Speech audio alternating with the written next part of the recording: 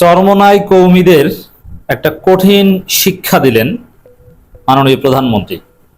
চরমোনাই কৌমিদের 4 আনার দাম দিলেন না প্রধানমন্ত্রী। তাদের প্রবল আপত্তি, তাদের অনুরোধ সবকিছু বৃদ্ধাঙ্গুলি দেখিয়ে উপেক্ষা করে আপত্তিকে লাথি মেরে শামীম কায়সার লিংকনকে এখন পর্যন্ত নিশ্চিত খবর, যদিও আনুষ্ঠানিকভাবে দায়িত্ব দেওয়া হয়নি, শামীম কায়সার লিংকনকে ধর্ম প্রতিমন্ত্রী হিসাবে দায়িত্ব দিতে যাচ্ছেন। দর্শক, এই শামীম কায়সার লিংকনকে যেন ধর্ম প্রতিমন্ত্রী হিসেবে দায়িত্ব দেওয়া না হয়, এই জন্য নানান চেষ্টা, তদবির, অনুরোধ, সংবাদ সম্মেলন সবকিছুই করেছিল চরমোনাই কৌমি থেকে শুরু করে যারা এই মাযহাব ভিত্তিক রাজনীতি করে তারা। কিন্তু না, প্রধানমন্ত্রী দাম দিলেন না। দর্শক, কেন? এর তাৎপর্য কি? শুধু এটা না, আপনারা জানেন যে মহামান্য রাষ্ট্রপতি জনাব মির্জা ফখরুল ইসলাম আলমগীর শপথ নিয়েছেন। ব্যারিস্টার কায়সার কামাল ভারপ্রাপ্ত স্পিকার তাকে শপথ করিয়েছেন। এছাড়া আরো 4 জন মন্ত্রী এবং 2 জন প্রতিমন্ত্রী শপথ নিয়েছেন। তার মধ্যে কে কোন মন্ত্রণালয়ের দায়িত্ব পাচ্ছেন মোটামুটি স্পষ্ট হয়ে গেছে সংশ্লিষ্ট মন্ত্রণালয় সূত্র থেকে গণমাধ্যমগুলো এগুলো প্রকাশ করছে। বিশেষ করে ডক্টর মঈন খান, তিনি স্থানীয় সরকার মন্ত্রী হচ্ছেন, ইটস ভেরি গুড চয়েস।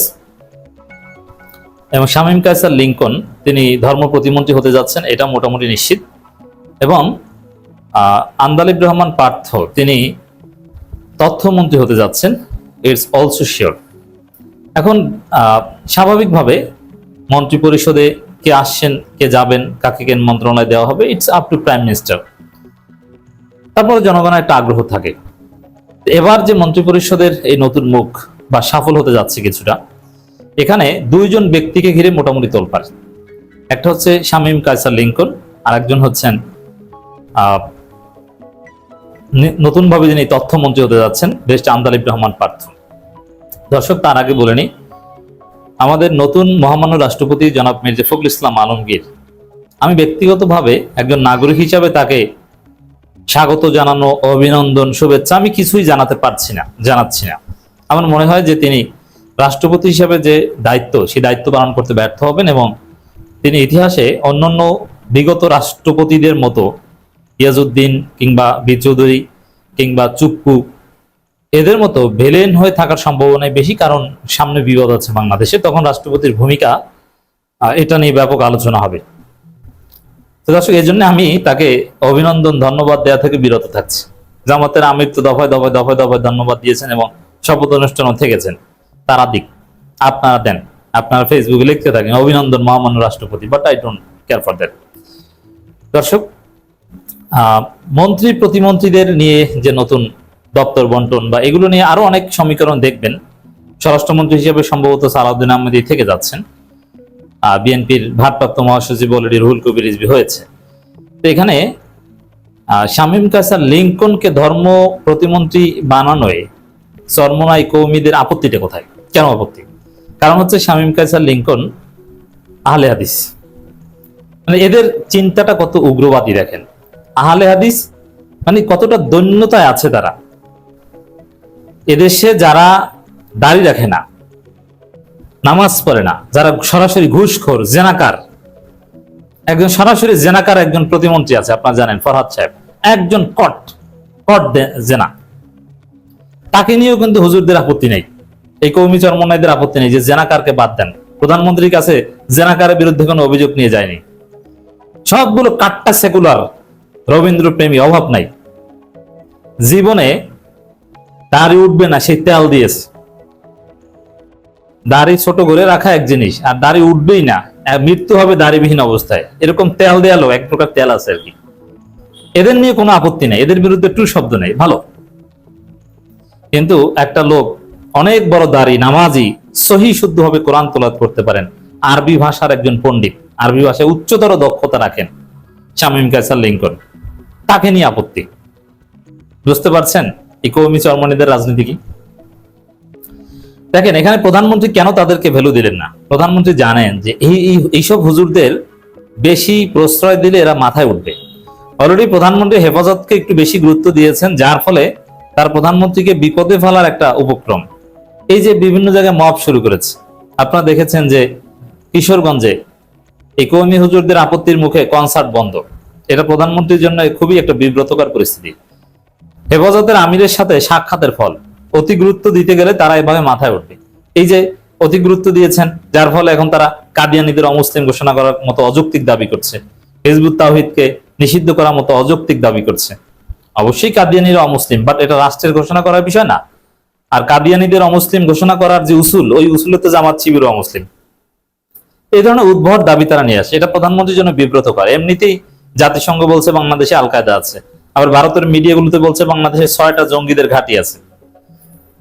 তো সেখানে এইসব হুজুরদের মববাজি, এটা জানেন যে এদেরকে প্রশ্রয় দিলে প্রধানমন্ত্রী বিপদে পড়বেন। আর প্রধানমন্ত্রী এটাও জানেন, এটা আওয়ামী লীগ বিএনপি বা বড় বড় দলগুলো এটাই সিস্টেম, যে এইসব হুজুরদের তো এমনিতেই ব্যবহার করা যায়। এদেরকে একটা ধমক দিয়ে রাষ্ট্রপতি নির্বাচনে ভোট দেওয়ানো যায়। এদের কথা শোনার তো কোনো দরকার নেই। এদেরকে একদিন ডেকে পাশের চেয়ারে বসালে বা রাতে একবেলা খাওয়ালেই কেল্লা ফতে। কিন্তু এরা কোনো ব্যাপার না। এই যে জমিয়ত, কেন বিএনপি এদেরকে দাম দিচ্ছে না? কারণ বিএনপি জানে ওরা যতই লাফালাফি করুক, কিছুদিন পর যদি একবার ডেকে একবেলা ভাত খাওয়ায়, ঠিকই এরা এসে যাবে। এই যে হুজুরদের এরকম কেনা যায়, টাকা দিলে কেনা যায়। হেফাজতের সাবেক আমির আহমদ শফির ছেলে আনাস মাদানিকে কিভাবে রেলের জমি টাকা পয়সা দিয়ে কিনেছিল মুফতি ফয়জুল্লাহ রুহি, আরো বড় বড় কমে আছে। এইসব হুজুরদের টাকা দিয়ে কেনা যায়।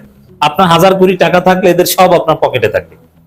এটা বিএনপি আওয়ামী লীগ উভয় জানে, যার ফলে বিএনপিও তাদের ব্যবহার করে, আওয়ামী লীগও ব্যবহার করে, কিন্তু এদের কথা শুনে না। এরা খুব মানে আগ্রহের সাথে বলেছিল, আশা নিয়ে, যে না, প্রধানমন্ত্রী অ্যাটলিস্ট শামীম কায়সার লিঙ্কনকে আমাদের আপত্তিতে ধর্ম প্রতিমন্ত্রী বানাবে না। দেখেন, প্রধানমন্ত্রীর সিদ্ধান্ত ওয়াইজ। আমি আহলে হাদিসদের মোটেও পছন্দ করি না, কিন্তু তাদের অধিকার এবং হতে পারে। এবং আহলে হাদিসের কেউ যদি নামাজ পড়ে আর হানাফি একজন যদি নামাজ না পড়ে, অবশ্যই আহলে হাদিসের সেই লোক ভালো। কেউ আহলে হাদিসের কেউ যদি সুদ না খায় আর হানাফি একজন বড় আলেম যদি সুদ খায়, আহলে হাদিসের ওই লোক ভালো। অতএব এখানে আমি পছন্দ করি বা না করি এটা বিষয় না, আল্লাহর কাছে তার আমলের মাধ্যমে সে পছন্দনীয় হতেও পারে। এখন শামীম কায়সার লিঙ্কন, তার ক্ষেত্রে আপত্তি। একজন দাড়িওয়ালা আমলদার একজন আলেমই কিভাবে আলেম আমি আসছি। আর ধর্মমন্ত্রী যিনি মোফাজ্জল হোসেন কায়কোবাদ, তিনি কে জানেন? তিনি মেট্রিক পাস, তিনি জাস্ট এসএসসি পাস। তার দাদা দেওবন্দের একজন শিক্ষক ছিলেন। এই কারণে মেট্রিক পাস একজন অশিক্ষিত গায়রে আলেমের প্রতি এই কওমি হুজুররা খুশি। আর একজন উচ্চ শিক্ষিত আলেম কায়কোবাদ, তিনি এসএসসি পাস করেছেন উচ্চতর রেজাল্টে। এরপরে নর্থ সাউথ বিশ্ববিদ্যালয় থেকে বিবিএ এমবিএ করেছেন। এরপরে মালয়েশিয়ার একটা বিশ্ববিদ্যালয়ে মাস্টার্স করেছেন আইসিটিতে। এরপরে আরো ডিপ্লোমা ডিগ্রি আছে। এবং আল আসর ইনস্টিটিউট থেকে, যে আসর ইনস্টিটিউট একটা সালাফি প্রতিষ্ঠান, সেখান থেকে তিনি ইসলাম শিক্ষা এবং আরবি ভাষার উপর ডিগ্রি নিয়েছেন। এবং তিনি পুরো আরবি পারেন, কোরআন হাদিস বুঝে পড়তে পারেন, উসুল বুঝেন, মাসালা ইস্তেমবাদ করতে পারেন, তিনি ওয়াজ করতে পারেন, নামাজ পড়াতে পারেন, তিনি জুমার খুতবা দেন। পুরো দোস্ত একজন আলেম। অতীতের যারা ধর্মমন্ত্রী হয়েছিল, বড় বড় দাঁড়িয়ে থাকলো, তাদের এইভাবে আরবি জ্ঞান, উসুলের জ্ঞান এটা ছিল না, যেটা আমি তো মনে করি বাংলাদেশের ইতিহাসে অন্যতম শিক্ষিত, উভয় শিক্ষায় শিক্ষিত, আধুনিক এবং ধর্মীয় শিক্ষা শিক্ষিত ধর্ম প্রতিমন্ত্রী হতে যাচ্ছেন এই লিঙ্কন। তাকে নিয়ে আপত্তি। তো দর্শক, প্রধানমন্ত্রী এখানে হয়তো ব্যালেন্স করেছেন যে একজন হানাফি ধর্মমন্ত্রী আর ধর্ম প্রতিমন্ত্রী সালাফি। তবে এই সালাফি একজনকে ধর্ম প্রতিমন্ত্রী বানিয়ে পুরো আহলে হাদিস খুশি। এখন তাদেরকেও পকেটে রাখতে পারবে বিএনপি। মজা।